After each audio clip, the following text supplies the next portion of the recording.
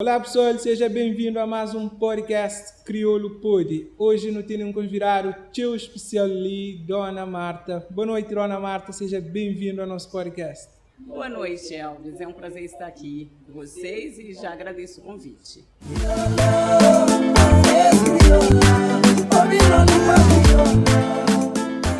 Ok, Dona Marta, hoje nós trazemos um tema teu especial sobre aquele conflito que está surgindo lá na Israel, Hamas, faixa de Gaza, um conflito que está dando comentários. E assim, a primeira mão que pergunta, Dona Marta, o que é que aquele conflito na Israel tem a ver com cristãos, com o povo cristão? Elvis. Na boa perspectiva. Ok. Elvis, fala do conflito de forma geral, tá bom? A guerra sempre fez parte da humanidade. Aonde teve gente, teve guerra. E por diversos motivos, não é? As pessoas fazem guerra por razões religiosas, econômicas, políticas, não é? E vai se indo, vai se sempre arranjar um motivo para a guerra, não é? O mundo já viveu duas terríveis grandes guerras, não é?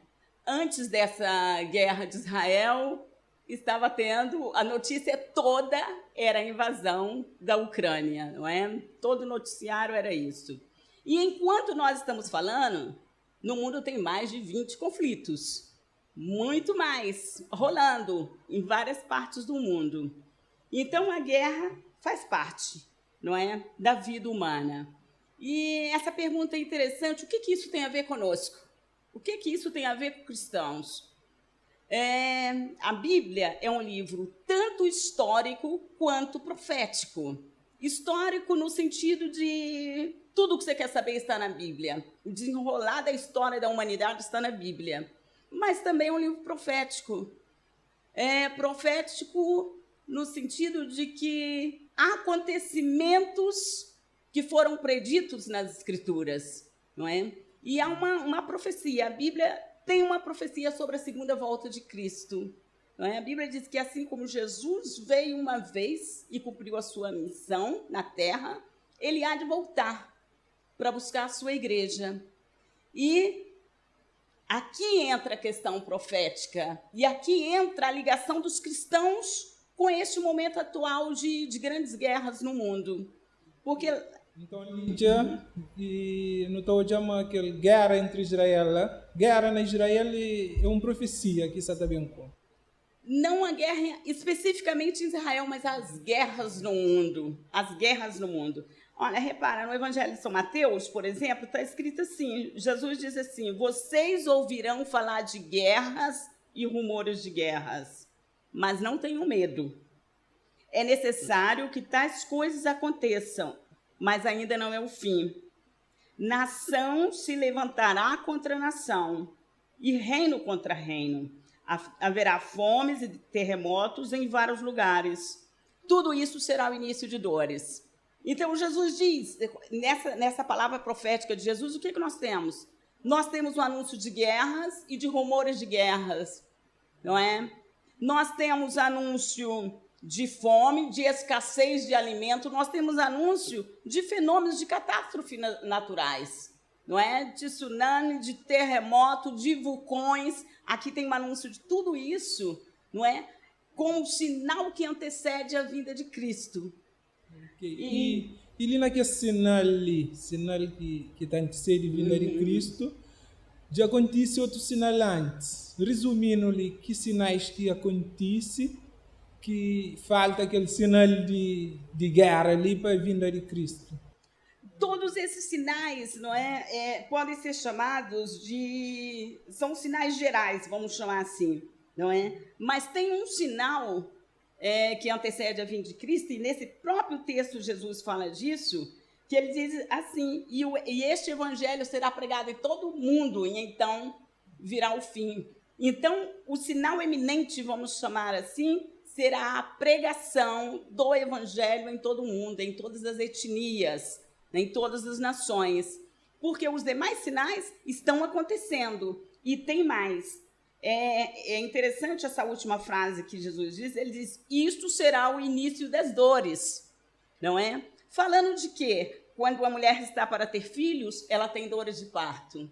Mas as primeiras dores são dores com espaçamento longo. Tem as dores e tem um longo espaçamento e vem dores, mas quando as dores aumentam, não é? E diminui o espaçamento entre as dores, se sabe que o bebê vai nascer, não é? E Jesus diz o quê? Haverá essas dores, está tendo dores, mas ele diz para estarmos atentos, para... Já não está na vividores, não é? Já não está na vive os sinais que antecedem a vinda de Jesus. E talvez esses sinais as dores estão em tempo cada vez mais curto, não é? Significa que a volta do Senhor é iminente, a volta de Jesus é iminente. Então, eu estive ali com o pastor Adriano tá fala. Essa explicava a nós na sua perspectiva, então, uma guerra se termina só com a volta de Cristo. Jesus Cristo, ele é o príncipe da paz, não é? De determinada forma, sempre que tem uma guerra, surgem torcedores para um lado A ou lado B, não é? Os ânimos ficam, conforme a simpatia, conforme determinadas coisas, a gente diz, não, esse tem razão, esse não tem razão. E há até torcida, e há comemoração quando há uma vitória, não é? Mas quando a gente vai ver, guerra traz muito sofrimento para todos os dois lados. Num país em guerra, não é? Nós não conseguimos imaginar o que é uma pessoa deitar e dormir, porque ele não sabe se vai amanhecer em pedaços, se vai viver, se vai perder um membro, ele não sabe o que pode acontecer. Terror total. Não é? É o terror total, não é? Agora, isso não foi o reino que Jesus veio trazer. Ele veio trazer um reino de paz e prosperidade. Isto que o cristianismo é. Essa que é a mensagem de Jesus, não é? E dentro daquela guerra ali, Dona Marta fala de torcidas, é real que não toda mas tem aquela torcida lá, tem alguém que está pindo para lá. E nós todos cristãos que tomam a palavra de Israel. E qual que é a opinião de Dona Marta? Não deve tomar um lado ou não deve ficar espera Cristo? Isso aí é bem interessante, não é? Por que os cristãos pendem para o lado de Israel? E não só os cristãos, não é? Há uma pendência total para o lado de Israel. Na verdade, eu não vou entrar nesse detalhe de se pender para Israel ou não, mas eu quero que nós pensemos e nós façamos uma reflexão histórica, não é? Só depois que a gente faz esse recorte histórico que nós podemos entender o que se passa, não é? Porque quando nós vamos ver pelo lado bíblico, aqueles povos são dois irmãos brigando, não é? São dois irmãos, são descendências de Abraão, não é? Dois irmãos que não se dão bem, não é? Dois irmãos que se odeiam, na verdade. Mas como se chegou a isso? Essa é a questão. Como que eles chegaram a se odiar a este ponto? Naquela região chamada Palestina, habitam dois povos, não é? Poderá habitar outros povos, mas dois povos maioritários, são os hebreus e os árabes. E duas religiões também maioritárias. É importante lembrar que tem também outras religiões, não é? É importante lembrar que tanto em Israel como em Gaza há cristãos, há protestantes, há católicos e há outras religiões. Mas, maioritariamente, nós temos ali o judaísmo e o islamismo. E só uma ressalva que, geralmente, o que nós pensamos? Que todo árabe é muçulmano. Sim. É que não tem pensando. Logo nós pensamos, é árabe, logo é muçulmano. Isso não é verdade, não é? Vamos dizer, os árabes são maioritariamente muçulmanos, mas existem pessoas que não são árabes e são muçulmanos. Existem países que não são árabes e que têm como religião maioritária o islamismo também. Então, isso não tem nada a ver. tá bom? Por exemplo, a Indonésia é um país de religião muçulmana e não é árabe. Então, Entendeu? então aquela guerra ali está mais uma guerra político do que uma guerra entre religiões. Na verdade, é uma guerra por território mesmo. Porque quando você pergunta quem são os palestinos, não é? Eles são árabes muçulmanos que habitam ali. Mas por que que eles estão brigando? Não é? Como começou toda essa história? Vamos lembrar que o Estado de Israel é novo, não é? É um Estado novo. E o que tinha antes? Quem habitava ali antes? Essa é toda a questão, não é? Aquela região chamada Palestina já foi dominada por diversos povos. Você sabe que quando Jesus nasceu, por exemplo, a região pertencia ao Império Romano. Não, ali tinha um povo que habitava, mas pertencia ao Império Romano, certo? E morava ali os hebreus até o ano 70 depois de Cristo. No ano 70 depois de Cristo, eles fugiram, eles foram expulsos, não é? Pelo próprio Império Romano, por causa de um levante que eles fizeram, não é? Para ser independente do Império Romano. Quando a terra ficou desocupada, os árabes começaram a ocupar aquela terra. E ocuparam aquela terra até a criação do Estado de Israel. E aonde que foram parar? Os descendentes de Abraão, judeus. Eles se espalharam por toda a Europa. Eles fugiram por toda a Europa. Não é? Eles se estabeleceram na Europa. Não é? Em outras partes do mundo, mas também na Europa, não é?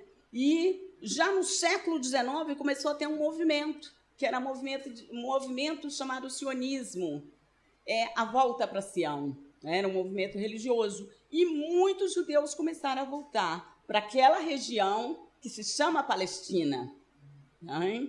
E ali o que aconteceu? Eles começaram a coabitar judeus, né? E muçulmanos, hebreus e árabes palestinos. Tinha algum conflito, sim, mas também tinha uma relativa convivência. Agora, em 1948, o grande problema surgiu, que foi a criação do Estado de Israel. Por quê? O povo de Israel, na verdade, eles precisavam de uma terra, de um Estado, de um reconhecimento, não é? E foi criado nessa terra da Palestina. E por que lá? Porque eles reivindicaram, por razões, não é, religiosas e históricas, aquela terra para si. Mas os palestinianos, eles também reivindicam, por razões históricas e ocupacionais, aquela terra para eles. E aí surge esse grande conflito. Interessante a história de Tio, interessante. Então, nunca poderia afirmar uma história de Israel, uma narrativa bíblica completa? A história de Israel é uma narrativa bíblica completa. E o povo, a existência da nação. Repara, quando eu estou falando nação, eu não estou falando do Estado de Israel, eu estou falando do povo. A existência do povo de Israel é a prova bíblica da existência de Deus.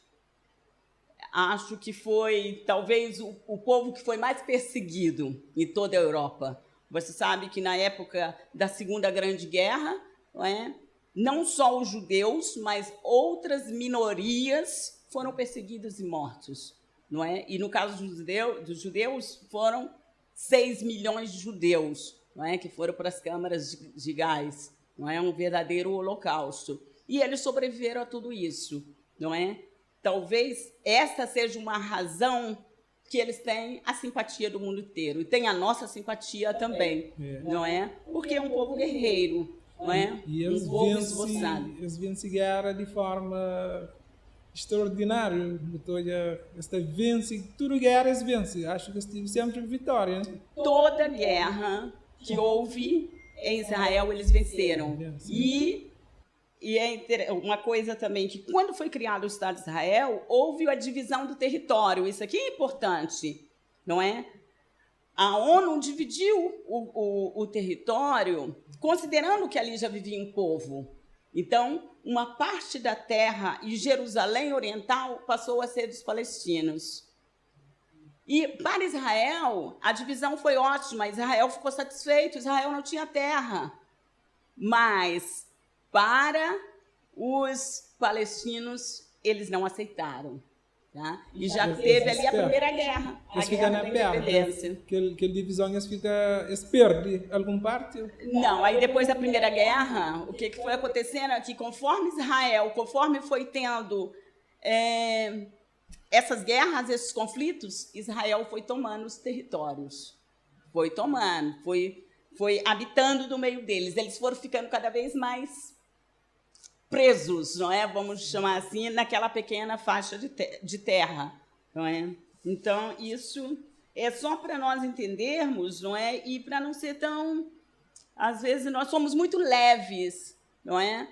Quando falamos... Eu não estou falando do Hamas, eu estou falando de um povo, não é? Eu estou falando dos palestinos, não é? Um povo que sofre, um povo que vive confinado em uma pequena extensão de terra, não é? E um povo que não tem Estado também, porque eles não têm também Estado, assim como Israel não tinha, não é? E aí tem esse conflito que porque é uma coisa que a gente tem que saber, o ódio é uma coisa que é ensinada, não é? O ódio, ele passa de geração em geração.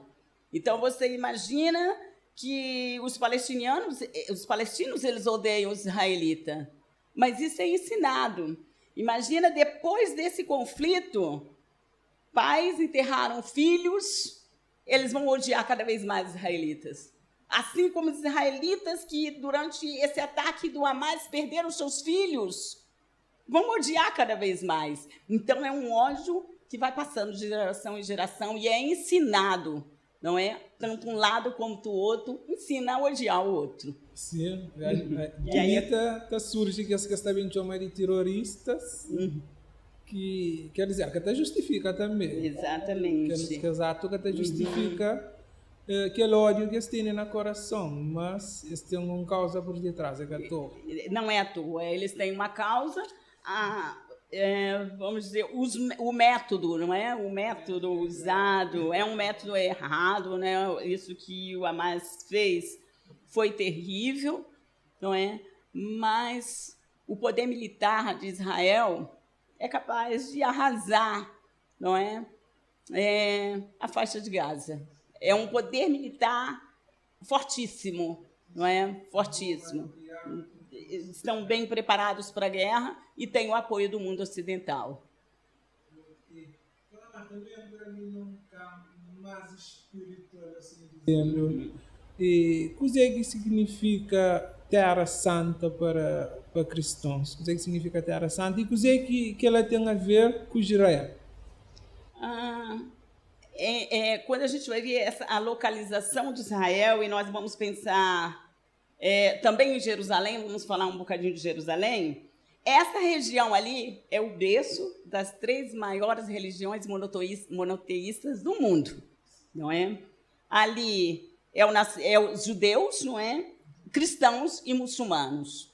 São 3 grandes religiões que acreditam em um único Deus. E Jerusalém é um lugar sagrado para as 3 religiões. É um lugar sagrado para 3 religiões. Existe um turismo religioso para Jerusalém, não é? Muito mais por parte dos cristãos, tanto católicos como protestantes, todos os anos, não é? E durante os meses do ano inteiro, os cristãos se deslocam para lá. Não é? Por quê? Porque ali foi o lugar a terra que Jesus nasceu, as pessoas querem andar por onde Jesus andou. Atualmente, tem pessoas que querem se batizar no Rio Jordão, há pessoas que saem de várias partes da Europa, dos Estados Unidos, do Brasil, da Argentina, de várias partes do mundo, porque dizem, eu quero me batizar nas águas do Rio Jordão, que foi as águas que Jesus se batizou, não é? Ali está o túmulo de Jesus. Então, é um lugar amado pelos cristãos, não é? E existe imensas igrejas também cristãs ali. E em Jerusalém também tem o Muro das Lamentações. O Muro das Lamentações é um lugar sagrado para o judaísmo, não é? O Muro das Lamentações é a lembrança, não é, do templo que foi destruído no ano 70, não é? Então, o muro era a parte externa. E ali os judeus também se deslocam para orar, não é? Para lamentar. As pessoas também que fazem peregrinação a Israel levam pedidos e colocam nas brechas do muro. Então, é um lugar sagrado para o judaísmo. Mas também lá em Jerusalém Oriental tem um lugar chamado Domo da Rocha, que é um lugar sagrado para os muçulmanos. Eles acreditam que Maomé subiu ao céu a partir dali. Então, ali tem uma mesquita muito importante, muito famosa, e para lá, não é, os muçulmanos também consideram um lugar de peregrinação, não tão importante quanto Meca, não é? Mas talvez o segundo lugar mais importante para a peregrinação. Imagine, é uma cidade, não é, chamada Terra Santa, em que surgiu e nasceu as 3 maiores religiões monoteístas do mundo e para onde todos querem ir, estar pelo menos uma vez na vida, não é? Então, é histórico, e a gente vê também a riqueza de história, riqueza de povo, não é? Pela própria razão de tantos povos ali, não é? Riqueza de cultura. Então, é um lugar de riqueza de maneira geral, e nós vemos essa questão da Terra Santa, não é? Por ter Jesus nascido ali, não é? Para nós, para os muçulmanos, por ter Maomé estado ali, não é? E para os judeus, por ser a terra que Deus prometeu a Abraão, não é? Então, sagrada para todos. E disputada por todos, não é? E disputaram, muito disputaram, muitos anos de disputa, e tudo com razão muito forte para aquela disputa lá. E, Dona Marta, licenciam, se Bobo tinha uma grande influência, que eu tenho uma grande influência, imagina, que eu tenho uma grande influência sobre o povo cristão. O que você aconselhava o povo cristão naquela situação ali? Tudo é importante para tudo. A Bíblia fala algumas coisas, não é? Há um versículo que está no Salmo, diz assim: prosperarão os que te amam, ó Jerusalém. Gente, Jerusalém é amada por judeus, por muçulmanos e por cristãos. Há uma promessa de prosperidade para quem ama Jerusalém. Não é? E a Bíblia fala outra coisa. A Bíblia diz assim: orai pela paz de Jerusalém. Não é? Sempre que nós temos essa recomendação porque a oração se faz necessária. Porque que o salmista diz para orarmos pela paz de Jerusalém? Porque a oração se faz necessária para que haja paz nesse lugar de riqueza, não é? De tanta riqueza de povos e costumes. E o que nós, como cristãos, devemos fazer? É orar, ao invés de fazer a torcida, não é? A torcida organizada, tomara que Israel arrasa. Não, porque há sofrimento, não é? E Deus não se alegra com o sofrimento das pessoas. Deus é o Deus que ama Israel, mas é o Deus que ama Cabo Verde. É o Deus que ama os palestinianos, é o Deus que ama os árabes. Deus não tem um povo preferido, não é? Jesus, ele deu a vida por toda a humanidade, não é? Então, ele não tem, esse é meu filho preferido. Não, todos são os filhos preferidos dele. E o que nós, como cristãos, devemos fazer é orar por Jerusalém e orar pela paz no Oriente Médio. É importante pedir a Deus que haja paz naquela região, não é? Que haja paz, que haja acordos, não é? Que haja cessar-fogo, não é? Que entre ajuda humanitária. Isso é o que está ao alcance de todos nós. A oração está ao alcance de todos nós, não é? A ajuda humanitária também poderá estar ao alcance de algumas pessoas, não é? Mas especificamente a oração. E hoje em dia, nas redes sociais, há imagens bonitas que eu vi circulando de 2 crianças, uma judia, uma palestiniana, de mãos dadas. Temos que semear, não é? A paz é alguma coisa a ser semeada, não é? Então, como cristãos, nós devemos ser semeadores da paz, porque até Jesus disse, bem-aventurados pacificadores, não é? Então, faz parte disso.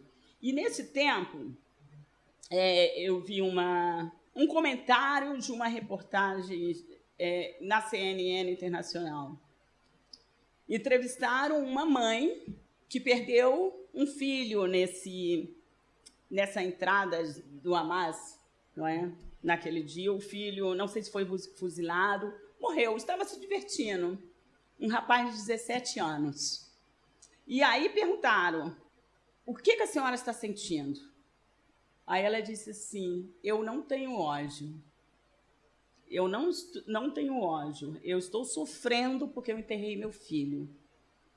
Mas eu quero dizer para vocês que o sofrimento que um israelita tem quando enterra o filho é o mesmo sofrimento que uma mãe palestiniana tem quando enterra o seu filho. É fantástico isso. Essa visão, não é? É muito forte essa visão, não é? Então, o sofrimento de um é igual ao sofrimento do outro, não é? E a população civil é inocente, não é? A população civil está, neste momento, as pessoas estão sem água, não é? Sem alimento, cheio de sofrimento. Muito sofrimento, e sofrimento lá que você está parecendo tapar tão fácil. Senão, se Israel entra na guerra com força mesmo. Mas nós temos que orar, né, para que haja cessar-fogo, para que haja uma solução pacífica, não é? Para que tenha mediadores, não é? Principalmente porque as pessoas têm direito a uma vivência, não é? Mas, dona Marta, a Bíblia está falando que a guerra lá termina só com a vinda de Cristo. Aí que é complicado. A questão toda não é a guerra lá, não é? É por isso que eu estou falando, a gente tem que evitar, porque, assim, até não é, há 2 meses atrás era só Ucrânia, muito embora existam outros focos de guerra, não é? E a gente pergunta por que algumas guerras ficam famosas de um dia para o outro e outras não. Existem outros focos de guerra. Comparando com outros, tem guerras ainda que têm muito mais consequências muito mais graves que esta foco. Exatamente, a gente tem que pensar nisso. O que acontece é que algumas têm todo esse foco, não é? Esse foco da mídia, das nações, nós temos que resolver isso. Há uma coisa que é certo, eu não sou da área de história, não é? Mas nada no mundo internacional, não é sem interesse. Nada, não é? Cada proposta tem um interesse por detrás, não é? Nada é sem interesse. Rússia e Ucrânia, o mundo todo está perdendo em razão econômica. A Ucrânia é uma grande exportadora de grãos. Israel cercada pelo mundo árabe. O mundo árabe são os grandes exportadores de petróleo, não é? Então, nada, a gente não pode dizer assim, isso é sem razão. Não, tudo tem uma causa no fundo, não é? Mas as guerras, como eu disse, as guerras faz parte da humanidade. E as guerras só acabam, e as guerras é sinal do orgulho humano. É o orgulho humano que levanta a guerra. É o orgulho humano que diz, eu não posso ficar para trás. Eu tenho que dar uma resposta, não é? Eu tenho que fazer uma vingança maior. Matou 10, eu mato 20. Você entrou e matou 50, eu vou matar 500, não é? Então, está esse nosso orgulho também é lenha na fogueira da guerra, não é? E a gente vai ver que o discurso de Jesus Cristo, e olha que todos somos cristãos, olha que todos somos cristãos, não é? Ou então que todos somos de uma religião monoteísta, todos acreditamos em um único Deus, entendeu? Então, o que acontece? Muitas vezes, o nosso discurso religioso está longe da nossa vivência, não é? Nós temos um discurso de acreditar em um só Deus, não é? Que é pai de todos, então todos nós somos irmãos, uma vez que ele é pai de todos, não é? Que ele é o Deus da paz, que ele é o Deus da bênção, não é? Mas, ao mesmo tempo, as resoluções têm que ser pelas armas, não é? Então, e aquela guerra ali é com um sinal claro de volta de Jesus Cristo. Todas as guerras são. Todas as guerras. E essa não é a primeira guerra. Sim, é importante a gente saber que toda vez que teve uma guerra, por exemplo, na Guerra da Independência, quando foi formado o Estado de Israel, não é? Todo mundo cristão diz, olha, vamos estar atento, e nós devemos estar atento para Israel, para o que acontece com Israel, porque Jesus está voltando. O povo de Israel já existe enquanto nação, né? Foi criado. Logo depois teve uma guerra. Aí, da mesma forma, não, Jesus está voltando. Já teve uma guerra, está entendendo? Mas não foi a única guerra, não é? Foi tendo guerras e mais guerras naquela região, não é? Guerras e mais guerras. E teve também uma tentativa de paz.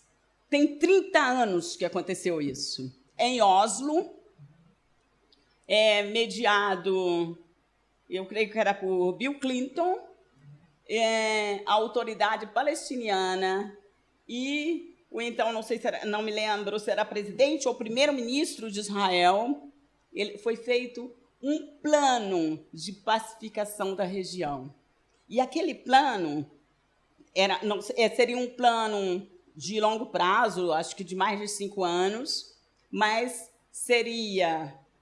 passaria por tirar os colonatos judeus, pouco a pouco, colocar cada um em seu lugar, que os palestinianos tivessem a sua terra, a sua terra, mas no sentido da terra que a ONU tinha dado para eles no início, tá bom? Que tivessem condições de ter um desenvolvimento econômico, social, porque ali é a maior pobreza, não é? Então, foi criado esse plano.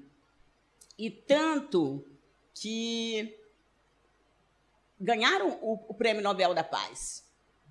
Os dois. Era o presidente da autoridade palestiniana e eu não me lembro se era o primeiro-ministro de Israel, mas parece que sim. Eles chegaram de receber o Prêmio Nobel da Paz. Mas o que acontece? O Estado de Israel é um lugar, é um Estado como qualquer Estado. Qualquer Estado, onde tem diversos partidos políticos, tem interesses diferentes e tem pessoas dentro do Estado de Israel que não querem a paz, querem também todo o território. Assim como tem dos palestinianos, no caso o Hamas, que não reconhece o Estado de Israel e que quer toda a terra. E o que aconteceu com esse primeiro-ministro? Ele foi assassinado. Ele foi assassinado. E quando ele foi assassinado, as pessoas falaram, não, foi um palestiniano que matou ele, um palestino. Mas não tinha sido. Mas não foi. Tinha sido um judeu, um estudante judeu de extrema-direita. Não é? E por que matou? Porque eles diziam, não, toda a terra é nossa. Não pode ter divisão. Então, é uma questão complicada, é uma questão muito difícil. É questão difícil de sempre É uma questão difícil. Que lugar ali, então, mas sempre houve questão política no meio e sempre outros países com outros interesses, sempre com interesses no meio de guerra. A guerra nunca foi só uma questão espiritual nem religiosa. Se calhar que religioso é parte pequenote de motivo de guerra. É o menos relevante. Sim. É o menos relevante. Não é? O mais relevante ali é para os dois povos é o território. Os dois precisam de território, não é? E para demais nações, há interesses por detrás, tá bom? Basta a gente pensar que Israel não teria Israel sendo um país novo, não é? Estava chegando para conquistar a terra, não é? É invadido por 2 países, acho que era Egito e Síria, e ele derrota. Ele tinha um exército recém-formado, então sempre ele teve apoio total do Ocidente, não é? Mas sempre tem interesses por detrás de toda a guerra, não é? De toda a guerra, e interesses, não é? De outras nações e razões políticas e econômicas, etc, etc. A guerra sempre satisfaz alguém, a guerra sempre vai enriquecer algum país, não é? Sempre vai enriquecer algum país. Então a guerra, alguém ganha. Tem um ditado que essa flama, ninguém quer dar com pedra na mangue que está parida, que tinha na área de mangue, né? Peri mangue que tinha na área, ninguém quer dar com pedra. Ninguém quer tirar. Então, exatamente, alguém vê frutos, não é? Alguém vê frutos e vê potencial, não é? Então, há os alimentadores da guerra, não é? Também nós devemos pensar nesse sentido, que há alimentadores da guerra. Mesmo você pensando no Hamas, como que o Hamas tem tanta bomba e tudo isso? Tem alguém que alimenta, tem grupos que alimentam, e todos os demais movimentos extremistas têm grupos e nações que alimentam. Exatamente, por diversos interesses. Então, são sinais da volta de Jesus, não é? Todas as guerras, não essa especificamente, lá já teve outras guerras sangrentas também, não é? A Guerra dos 6 Dias é um exemplo, foi 6 dias, não é? Israel contra os diversos países, não é? E Israel venceu os 6 dias, em 6 dias. E a coisa muito linda da nação de Israel é um povo coeso, não é? É coisas para aprendermos. É um povo coeso. É um povo onde há entreajuda. Não é? Espalharam para a Europa, mas muitos se enriqueceram. E eu não sei, mas as pessoas dizem que dificilmente você encontra um judeu mendigo pedindo comida na rua, porque eles têm um sistema de entreajuda, não é? É um povo estudioso, não é? São crânios, eles estudam, não é? Eles levaram uma nação no meio do deserto, vamos chamar assim, mas que exporta flores, que tem água em abundância, que tem cítricos, não é? Que tem leite, que tem tudo, não é? Que tem tudo. Então é um povo que foi inteligente, estudioso, capaz de mudar a sua própria história, não é? Capaz de mudar a sua própria história. E a gente tem muito que aprender disso, não é? Por outro lado, a gente diz, o que é pegar dos palestinianos? Eles têm resistência. Tem resistência, assim como o povo judeu tem resistência, eles também são um povo resistente, não é? Mas é necessário conhecer Jesus Cristo, porque Ele é o príncipe da paz. Dona Marta, então deixando com conselhos de referências bíblicas e entre outras, deixando com algumas referências de quem é que quer aprofundar mais no conhecimento de povo Israel, coisa que tem a ver de sinais de vinda de Cristo. Ok. A Bíblia é o livro por excelência para qualquer... Tem resposta para tudo, não é? E por falar em profecias, não é? Existem muitas profecias bíblicas que já cumpriram, não é? Inclusive a vinda de Jesus Cristo na terra de Israel, não é? Não é? Porque 700 anos antes do nascimento de Jesus, Isaías profetizou. E na profecia de Isaías, em várias profecias, não é? E uma especificamente, ele dizia, a virgem conceberá e dará luz a um filho. E o seu nome será Emanuel. Não é? E passou-se, não é? Séculos e uma virgem concebeu e deu à luz a um menino. Não é? E o seu nome, dizia ali, é Emanuel. Emanuel significa Deus conosco. É isso que Deus quer ser. Ele quer estar conosco, Ele quer estar em nós. Não é? E quando Deus está conosco, está em nós, nós não temos prazer em derramamento de sangue. nós queremos a paz, nós oramos jejuando, pedindo a paz, porque a morte não agrada a Deus. A morte não agrada a Deus.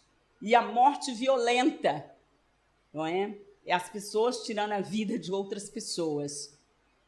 E, geralmente, não é? Quem declara a guerra, quem faz a guerra está no gabinete com ar-condicionado.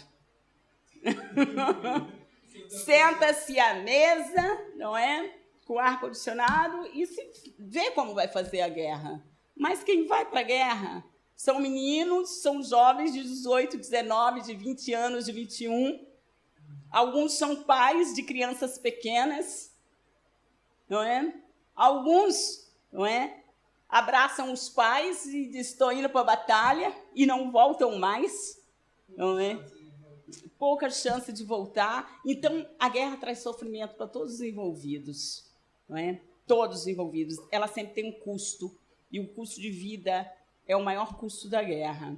Então, como cristãos, a gente tem que agarrar a Bíblia e eliminar as pequenas guerras. Agora, estamos falando de Israel e Hamas, mas há pequenas guerras dentro da nossa casa. Há, ainda dentro da nossa casa, irmãos que não falam com irmãos, assim como Israel e os palestinos, que são irmãos. Não é? Há pequenas guerras na nossa vizinhança. Há pessoas que nós não conseguimos falar com eles, ser amigos. Então, nós devemos seguir o príncipe da paz, porque ele nos ajuda a combater o nosso próprio orgulho, que é o promotor das divisões e das guerras. Não é? E tem que trabalhar cada um em si mesmo, não é? Para viver cheio da paz, para transbordar a paz e as coisas, e orar pela paz aonde a gente não pode chegar, não é? Pela paz de Israel, pela paz do mundo, não é? Pela paz dos palestinianos. Eu trouxe 2 livros, né? Esse livro, todos 2 é do mesmo autor, que é um autor que eu gosto muito. Eu gosto muito de Augusto Cury, leio muitos livros dele, e eu gosto desse autor aqui também, que se chama Max Lucado. Esse livro aqui é um livro que se chama Graça, não é? E é um livro surpreendente, não é? E a graça é o quê? A graça é um favor imerecido de Deus. Ou seja, nenhum de nós merecemos nada, não é? E a Bíblia diz até que nós merecemos a ira de Deus, porque a gente faz tudo errado. Às vezes a gente sabe o certo e faz errado.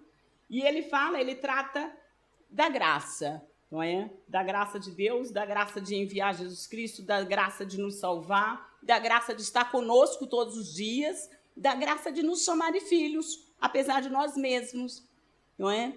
E de nos fazer irmãos uns dos outros. É um excelente livro.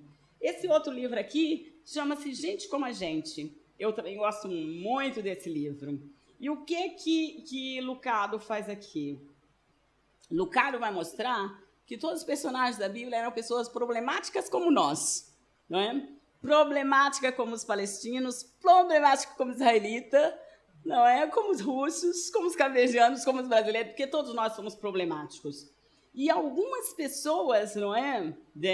Desses problemáticos eram ainda mais problemáticos, não é? Então, e foi dessa gente problemática que veio Jesus Cristo, não é? Quando nós olhamos, por exemplo, a descendência de Jesus Cristo, nós vamos encontrar Abraão, por exemplo. Aí a gente diz, não, esse aí, para ser o pai, não é? O pai da fé, era perfeito.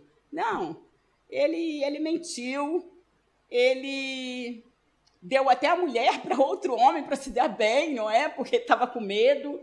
Ele fez tanta coisa, não é? Era problemático como nós, não é? E no decorrer do livro, ele vai mostrar a genealogia de Jesus Cristo, não é? Quando nós vamos ver a genealogia de Jesus Cristo, a gente vai ver todo tipo de gente que é gente como a gente. Gente como a gente. Não perfeitos, mas em aperfeiçoamento. Não é? Não perfeitos, mas que reconhecem o seu erro e segue em frente. não é? Porque errar todos nós erramos. Então, são duas literaturas que eu recomendo. Tá bem? Muito obrigado pelos conhecimentos que você compartilha ali conosco. Foi muito produtivo aquele podcast ali. E nos agradeceu que você volta mais vezes para trazer mais coisas, mais conhecimentos. Então é isso, pessoal. Assim foi mais um podcast. Obrigado quem aqui gosta desse conteúdo. Siga nosso canal. Deixa um comentário para nos trazer mais assuntos do tipo. Deixa sugestões também de perguntas que não pode fazer. Então, obrigado e siga nosso canal.